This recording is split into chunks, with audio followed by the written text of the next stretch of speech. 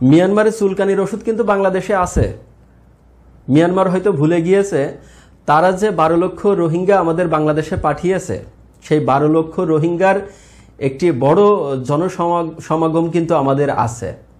সুতরাং যদি কখনো প্রয়োজন পড়ে আমাদের, তাহলে এই রোহিঙ্গাদেরকেই কিন্তু আমরা ব্যবহার করব। কিভাবে একবার একটু চিন্তা করে দেখুন যে 12 লক্ষ রোহিঙ্গা আমাদের বাংলাদেশে এসেছে।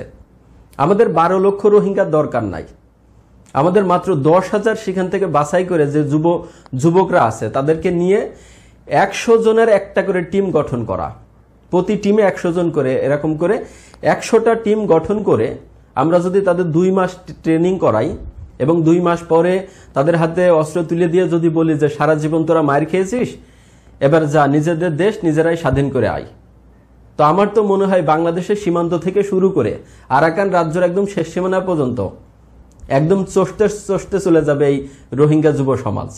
সুতরাং আমার মন বলে যে কোনো সময় যদি প্রয়োজন হয় তাহলে হয়তো বাংলাদেশ এই সিদ্ধান্ত গ্রহণ করতে পারে যে রোহিঙ্গারা যে আমাদের দেশে আসছে, এই যে 12 লক্ষ রোহিঙ্গা, এখন তো আমরা তাদেরকে পালতে পারছি না, সুতরাং তাদের রাষ্ট্রটাকে তাদের দিয়েই স্বাধীন করে নেই, এরপরে তারা তাদের রাষ্ট্রে ফিরে যাক, সেখানে তারা সুখে শান্তিতে থাক। কি এই ব্যাপারটিকে একবার একটু চিন্তা করছে মিয়ানমার যে 12 লক্ষ রোহিঙ্গা আমাদের দেশে পাঠিয়েছে, তাদেরকে যদি আমরা গেরিলা ট্রেনিং দিয়ে বা যুদ্ধের ট্রেনিং দিয়ে তাদের হাতে অস্ত্র তুলে দিয়ে আজ মাত্র 10,000 100 টিম করে 100 জনের একটা টিম, 100 জনের একটা টিম, এরকম করে মাত্র 100টা টিম করে আমরা যদি আরাকান রাজ্যে পাঠাই, তাহলে পুরো আরাকান রাজ্য এরাই স্বাধীন করে চলে আসবে। সুতরাং মিয়ানমারের যে চুলকানি শুরু হয়েছে, সেই চুলকানির ওষুধ কিন্তু বাংলাদেশের কাছে আছে। বিজিবিরও দরকার নেই, আমাদের সেনাবাহিনীরও দরকার নাই, ওদের দেশ ওরা নিজেরাই স্বাধীন করে আনতে পারবে। বাংলাদেশ শুধুমাত্র একটু ওদেরকে ট্রেনিং দিয়ে, প্রোটোকল দিয়ে, একটু সাহায্য সহযোগিতা করবে অস্ত্র দিয়ে, তাতেই আরাকান রাজ্য কিন্তু মোটামুটি স্বাধীন হয়ে যাবে। সুতরাং এই মিয়ানমার বুঝতে পারছে না যে বাংলাদেশের সাথে যে চুলকানি খেলা শুরু করছে এরা, এই চুলকানি আসলে কোথায় যে দাঁড়াতে পারে। আজ গণমাধ্যমে আমাদের স্বরাষ্ট্রমন্ত্রী কিন্তু আরো একটা কথা বলেছে যে কথা দিয়ে কথা না রাখার যে প্রবণতা, এটা মিয়ানমার সরকারের আছে বা ওদের আছে। সুতরাং যাদের ভিতরে মানবতা নেই, সততা নেই, যাদের জবানের কোনো দামই নেই, তাদের সাথে সততা দেখায় তো লাভ নেই। অতঃপর যদি কখনো প্রয়োজন পড়ে এই রোহিঙ্গাদেরকে আমরা পাঠাবো সেখানে, যে তোদের দেশ তোরা নিজেরাই স্বাধীন কর, যা ট্রেনিং করে দিলাম। 10 লক্ষ দরকার নেই, 12 লক্ষ দরকার নেই, 1 লক্ষ দরকার নেই, অনলি 10,000 রোহিঙ্গা যে যুব সমাজ আছে তারা কিন্তু বর্তমানে যদি একটু তাদের দিকে খেয়াল করেন, দেখবেন যে তারা বসে বসে খাচ্ছে আর ঘুমাচ্ছে। সুতরাং দেহ, স্বাস্থ্য শরীরও কিন্তু মোটামুটি তাজা তুজো বানাচ্ছে দিন দিন। সুতরাং এই মিয়ানমার সরকার বুঝতে পারছে না যে তাদের চুলকানি আসলে কোন পর্যায়ে যে দাঁড়াতে পারে। নিজেদের দেশের সমস্যা নিজেরাই কি নাটক শুরু করেছে দেখেন।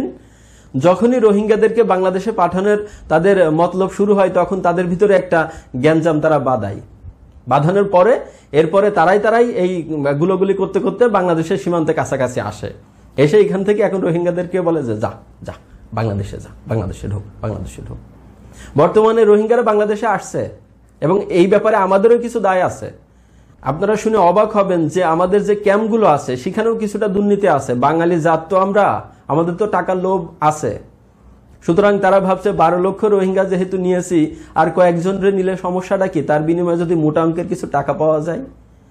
গত কয়েকদিন আগে গণমাধ্যমের কাছে আপনার দ্য ডেইলি স্টারে একটা প্রতিবেদন ছাপানো হয়েছে, সেখানে বলা হচ্ছে যে 17 জন রোহিঙ্গা নতুন করে বাংলাদেশে ঢুকেছে। একটা জায়গাতে তারা ঢুকার চেষ্টা করছে, সেখানে তাদেরকে বিজিবি আটক করেছে, মানে বিজিবি তাদেরকে থামিয়েছে, ওখানে ঢুকতে দেয় নাই। তো দেখা যাচ্ছে অপর একটি কেন্দ্র দিয়ে তারা ঢুকে পড়েছে বাংলাদেশে। এরও তথ্য আছে, ডেইলি স্টার পত্রিকার সেই রিপোর্টটা আমি পড়ছিলাম। এবং তারা বলেছে যে বাংলাদেশে আমাদের আত্মীয় স্বজন আছে, তারা সহযোগিতা করেছে তাদেরকে ঢোকার জন্য। আর ওই যে বললাম আমাদের ক্যাম্পগুলোতে, আমাদের তো বাঙালি, আমাদের তো টাকার লোভ আছে। গত কয়েকদিন আগে মিয়ানমারের যে রোহিঙ্গারা এসেছে তাদের বিপুল পরিমাণে টাকা, অর্থ আপনার প্রকাশ পেয়েছে গণমাধ্যমে। অনেকেই দেখে তো অবাক, আরে এত টাকার মালিকেরা। সুতরাং বাঙালি জাত তো আমরা, আমাদের টাকার লোভ আছে না। নতুন করে আবারও রোহিঙ্গারা আসছে, বিভিন্ন ভাবে তারা একটা জায়গাতে চেষ্টা করে না পারলে আরেকটা জায়গায় চেষ্টা করছে। অপরদিকে তাদের আত্মীয় স্বজন কিন্তু বাংলাদেশের ক্যাম্পগুলোতে আছে, তারাও সহযোগিতা করছে।